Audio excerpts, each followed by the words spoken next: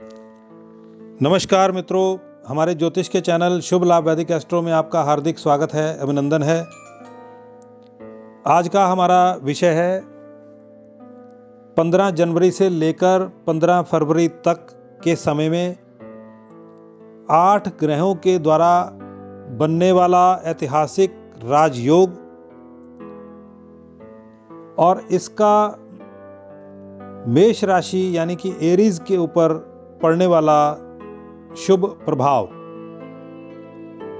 वैसे मित्रों, अगर 8 ग्रह मिलकर कोई राजयोग बना रहे हैं तो उसका असर तो सभी राशियों पर पड़ेगा और सभी राशि के जातकों को कुछ ना कुछ लाभ तो प्राप्त होगा,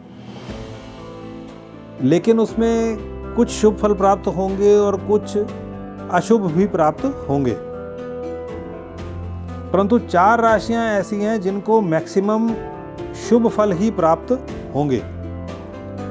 तो उनमें से हमने एक राशि मेष राशि को इस वीडियो में चुना है।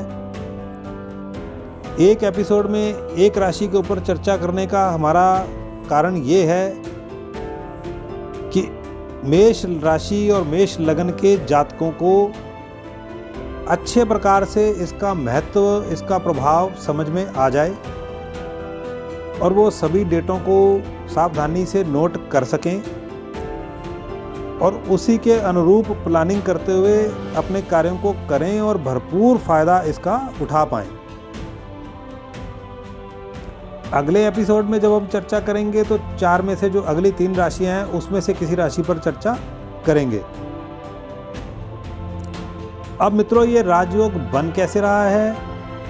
समय तो हमने बताया कि 15 जनवरी से लेके 15 फरवरी तक का हम ले रहे हैं। इसके ऊपर इसलिए हम ले रहे हैं क्योंकि इस अवधि के दौरान ये सारे ग्रह लगभग इन स्थितियों में रहेंगे और इसके ऊपर हम चर्चा इस प्रकार से करेंगे कि ताकि आपको सभी डेटों के बारे में अच्छे से जानकारी हो जाए और आप इसका पूर्ण फल ले पाएं।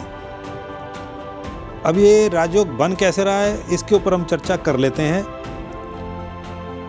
तो मित्रों, 8 नंबर की जो राशि है वो वृश्चिक राशि है, मंगल देव की राशि है। उसमें केतु का गोचर है। केतु का स्वभाव मंगल के जैसा ही माना जाता है। वृश्चिक राशि केतु देव की उच्च राशि है और इसके साथ ये कि जो केतु देव हैं उनका डिग्री बल बहुत कम है, वो मृत अवस्था में चले गए हैं। उनका कोई भी शुभ या अशुभ फल इस दौरान प्राप्त नहीं होगा।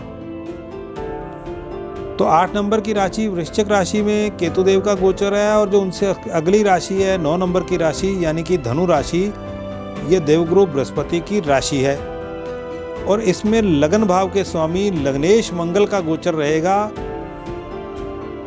इस पीरियड के दौरान। तो लग्नेश का गोचर भाग्य भाव में होगा और अपने मित्र की राशि में होगा और उनके साथ शुक्र देव का गोचर होगा जो कि द्वितीय भाव के स्वामी हैं यानी कि धनेश हैं, द्वितीयेश हैं और साथ में वो सप्तम भाव के स्वामी हैं। सप्तम भाव विवाह का है, व्यापार का है, व्यापारिक पार्टनर का है और व्यापार से होने वाली जो इनकम है, दैनिक इनकम है, उसका भी घर है। तो हम कह सकते हैं कि लग्नेश, द्वितीयेश, सप्तमेश भाग्य भाव में गोचर करेंगे। तो ये अपने आप में ही बहुत बड़ा राजयोग है। परंतु बात यहाँ खत्म नहीं होती। जो पंचम भाव के स्वामी पंचमेश हैं, ग्रहों के राजा हैं, सूर्य देव हैं, वो दशम भाव में गोचर कर रहे हैं। हालांकि ये उनके शत्रु की राशि है, परंतु सूर्य देव को दशम घर में जाकर दिशा बल प्राप्त हो जाता है। उनका बड़ा फेवरेट स्थान है। यहाँ पर जाकर वो प्रोफेशन हाउस में, अचीवमेंट्स में बहुत ज़्यादा वृद्धि कर देते हैं। और शनिदेव यहाँ पर अच्छा फल इसलिए देंगे क्योंकि वो 2 शुभ ग्रहों यानी कि दशम स्थान और 11वें भाव लाभ भाव के स्वामी होकर दशम में अपनी ही राशि में गोचर कर रहे हैं। तो अपनी ही राशि में गोचर करते हुए मार्गी गति से आगे बढ़ते हुए कोई भी ग्रह अशुभ फल प्रदान नहीं करता। और साथ में जो बुध देव हैं वो अच्छे घरों के स्वामी तो नहीं हैं, लेकिन क्योंकि वो 2 बड़े ग्रहों के साथ वहाँ पर गोचर कर रहे हैं तो वो भी अपना आचरण उन ग्रहों के अनुरूप ही कर देते हैं। यानी कि जो फल शनि और सूर्य देंगे, बुध भी उसी के अनुरूप ही अपना फल देंगे। अब इसमें और ज़्यादा वृद्धि करने के लिए जो देवगुरु बृहस्पति हैं वो भाग्य भाव के स्वामी हैं, वो लाभ भाव में गोचर कर रहे हैं। तो बृहस्पति धन के कारक हैं और वो लाभ के घर में जाकर बैठ गए हैं। आय में बहुत ज़्यादा वृद्धि करेंगे ही करेंगे। ये मित्रों का भी घर है तो मित्रों का पूर्ण सहयोग मिलेगा, और साथ में बड़े भाई बहनों का घर है तो बड़े भाई बहनों का भी पूर्ण सहयोग मिलेगा। और देवगुरु बृहस्पति की जो 3 दृष्टियां हैं उसमें अमृत का वास माना जाता है। जहाँ जहाँ पर उनकी दृष्टि पड़ती है उस घरों के फलों में वो वृद्धि कर देते हैं। तो यहाँ से तृतीय भाव पर उनकी पंचम दृष्टि पड़ेगी, जो कि पराक्रम का भाव है, साहस का भाव है, मेहनत का भाव है और अपने से छोटे भाई बहनों का भाव है। तो पराक्रम साहस में वृद्धि होगी, मेहनत बहुत ज़्यादा करेंगे, अपने से छोटों का पूर्ण सहयोग मिलेगा, छोटी यात्राएं अगर करेंगे उससे भी पूर्ण लाभ की प्राप्ति होगी। साथ में देवगुरु बृहस्पति की सप्तम दृष्टि पंचम भाव पर पड़ेगी। पंचम भाव बुद्धि, विद्या, संतान का और आकस्मिक धन लाभ का घर है। तो धन के कारक ग्रह की जब वहां पर दृष्टि पड़ेगी तो निश्चित रूप से आकस्मिक धन प्राप्ति के योग भी बन जाएंगे, और बुद्धि तो अच्छी हो ही जाएगी। जनरल इंटेलिजेंस लेवल जो है वो बढ़ जाएगा। अगर कोई कंपटीशन में बैठ रहे हैं, नौकरी के लिए प्रयास कर रहे हैं तो उसमें भरपूर सफलता मिलेगी। और संतान की भी वृद्धि होगी, संतान से सुख की प्राप्ति भी होगी और संतान को लाभ भी मिलेगा। और साथ में यहाँ से नवम दृष्टि सप्तम स्थान पर पड़ने से दाम्पत्य जीवन में निखार आ जाएगा, वैवाहिक पार्टनर का पूर्ण सहयोग मिलेगा, भोग सुखों में वृद्धि हो जाएगी, जीवन खुशहाल होगा। व्यापारिक पार्टनर से मतभेद सुलझ जाएंगे, व्यापार में वृद्धि होगी, व्यापार से होने वाली दैनिक इनकम में भी वृद्धि होगी। और नवम भाव भी एक्टिवेटेड है, सप्तम भाव भी एक्टिवेटेड है, 11वां भाव भी एक्टिवेटेड है और साथ में दशम भी और तृतीय भाव भी एक्टिवेटेड है। और द्वितीयेश और पंचमेश के कारण वो भाव भी एक्टिवेटेड हैं। तो सभी शुभ ग्रह एक्टिवेटेड हैं, उनके जो स्वामी हैं वो अच्छी जगह पर बैठे हैं, लाभ प्रदान करने को तत्पर हैं। और इसमें ज़्यादा वृद्धि करने के लिए जो चतुर्थ भाव के स्वामी चंद्रदेव हैं, जो कि 2 या सवा 2 दिन में अपनी राशि परिवर्तन कर लेते हैं, ये कृपया आप तारीखें नोट कर लें। 13 जनवरी 2022 की सुबह से लेके और 22 जनवरी की रात तक लगभग 10 दिन का जो ये समय रहेगा, इसमें चंद्रमा का गोचर दूसरे भाव वृषभ राशि से लेके पंचम भाव सिंह राशि तक रहेगा। तो जब ये द्वितीय भाव में बैठेंगे तो वहां पर धन कुटुंब वाणी में वृद्धि करेंगे, परिवार में शुभता ला देंगे। पराक्रम में गोचर करेंगे तो पराक्रम को और बढ़ा देंगे, क्योंकि भाग्य में बैठे हुए मंगल शुक्र उनको देख रहे हैं और साथ में देवगुरु बृहस्पति की पंचम दृष्टि उन पर पड़ रही है। और साथ में चंद्रमा भाग्य भाव को देखकर वहां पर फलों में और ज़्यादा वृद्धि कर देंगे। फिर जब चंद्रमा अपनी राशि कर्क राशि में चतुर्थ भाव में गोचर करेंगे तो सूर्य बुध शनि की सप्तम दृष्टि उन पर पड़ेगी, साथ में मंगल देव की अष्टम दृष्टि भाग्य भाव से उन पर पड़ेगी। और जब वो पंचम भाव में जाएंगे सिंह राशि में तो देवगुरु बृहस्पति की सप्तम दृष्टि उन पर पड़ेगी। लाभ में तो देवगुरु बृहस्पति अपना फल दे ही रहे हैं, चंद्रदेव उनको देखकर उनके फल में और वृद्धि कर देंगे और बृहस्पति चंद्रमा को देखकर पंचम भाव में और ज़्यादा शुभता ला देंगे, चंद्र के फल में और ज़्यादा वृद्धि कर देंगे। तो ये समय तो और ज़्यादा लाभ वाला हो गया। इसके साथ फिर 2 फरवरी की सुबह से और फिर 16 फरवरी की सुबह तक जो चंद्रमा का गोचर है वो मेष राशि से लेके फिर से जो पंचम भाव की राशि है जो सिंह राशि है उसमें रहेगा। तो ये जो फल हैं और ज़्यादा शुभ हो जाएंगे। तो हम कह सकते हैं लगभग पूरा का पूरा महीना ही जो है वो शुभत्व से भरा हुआ है।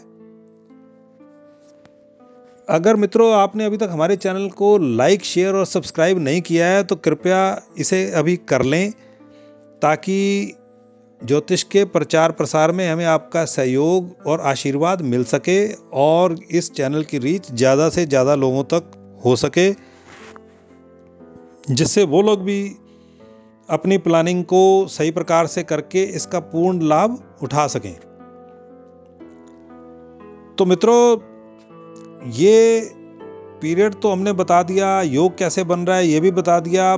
मोटा मोटी हम आपको एक गाइडलाइन दे देते हैं कि इन सब का मतलब क्या है। मतलब ये है कि लगन भाव के स्वामी, धन भाव के स्वामी, सप्तम भाव के स्वामी जब भाग्य भाव में बैठेंगे तो मान सम्मान में वृद्धि हो जाएगी, परिवार में शुभता बनी रहेगी, परिवार में शुभ कार्य होंगे, धन में वृद्धि होगी, वाणी में बड़ी शुभता आ जाएगी, दाम्पत्य जीवन अच्छा हो जाएगा, भोग सुखों में वृद्धि हो जाएगी, व्यापार में वृद्धि हो जाएगी, दाम्पत्य साथी के साथ संबंध मधुर हो जाएंगे, व्यापारिक पार्टनर के साथ संबंध मधुर हो जाएंगे और साथ में व्यापार से होने वाले लाभ में वृद्धि हो जाएगी। पंचम भाव के स्वामी का दशम भाव में बैठना, दशम भाव और एकादश भाव के स्वामी का शनिदेव का दशम भाव में ही बैठना का मतलब ये है कि जो प्रोफेशन के अंदर, ऑक्यूपेशन के अंदर, अचीवमेंट्स के अंदर बहुत ज़्यादा उछाल आ जाना, बड़ी ज़्यादा वृद्धि हो जाना। और साथ में भाग्य भाव के स्वामी बृहस्पति का लाभ भाव में बैठने का मतलब लाभ में वृद्धि हो जाना। अब लाभ का मतलब सिर्फ पैसे से नहीं होता, लाभ का मतलब होता है कि सब प्रकार का लाभ।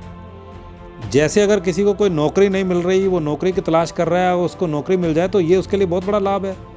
अगर किसी की शादी नहीं हो रही और उसकी शादी हो जाए तो ये उसके लिए बहुत बड़ा लाभ है। किसी को संतान नहीं मिल रही लेकिन उस दौरान उसको संतान मिलने के योग बन जाए तो उसके लिए बहुत बड़ा लाभ है।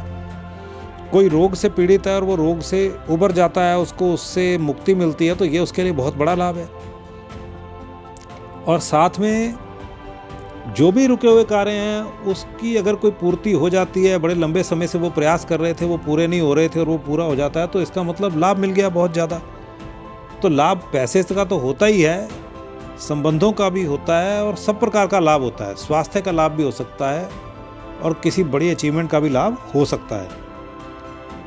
तो पीरियड बहुत ज़्यादा शुभ है। शुभ कार्य कैसे करने चाहिए इसके बारे में भी एक मित्र ने हमें व्यंग्यात्मक रूप से पूछा कि आप बार बार बोलते हैं कि शुभ कार्य करने चाहिए, तो वो शुभ कार्य कौन से हैं?